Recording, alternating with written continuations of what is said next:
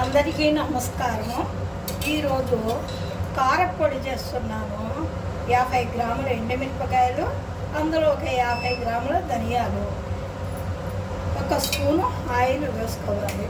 ఈ కారపొడి భోజనంలోకి మాత్రం కాదు, దోశలు, ఇడ్లీలోకి చాలా టేస్ట్గా ఉంటుంది.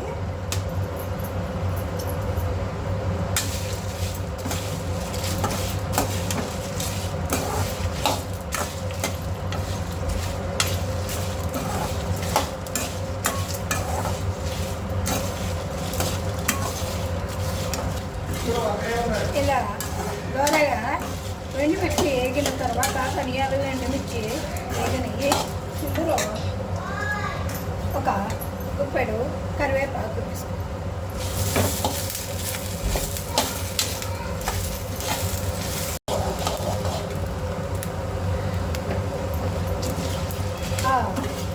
మిరపకాయలు కరివేపాకు అన్నీ వేగాయి.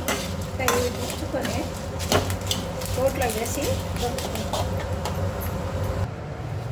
ఇప్పుడు వేయించుకున్న ఎండుమిర్చి మిక్సీలో వేసుకొని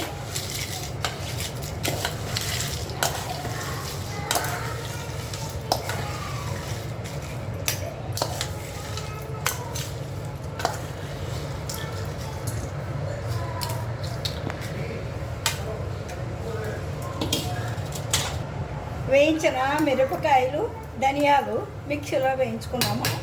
అందులో వెల్లుల్లిపాయలు, జీలకర్ర, సాల్ట్, చింతపండు మరొకసారి మిక్సీలో వేసుకుందాం. ఇప్పుడు కారప్పొడి, ధనియాలు, ఎండుమిర్చి కారప్పొడి రెడీ అయ్యింది. ఇది వేడి అన్నంలో ఒక స్పూన్ నెయ్యి వేసుకుని వేడి అన్నం తింటే చాలా రుచిగా ఉంటుంది. దోశల్లోనూ, ఇడ్లీలోనూ. ఇవి గర్భిణీ స్త్రీలకు, బాలింతలకు, ఎలాంటి వారికైనా పనికొస్తుంది. ఇందులో ఎలాంటి పప్పులు వేయలేదు కాబట్టి అందరూ తినచ్చు, ఆరోగ్యంగా ఉంటుంది. అది తీసి కచాలన్నకి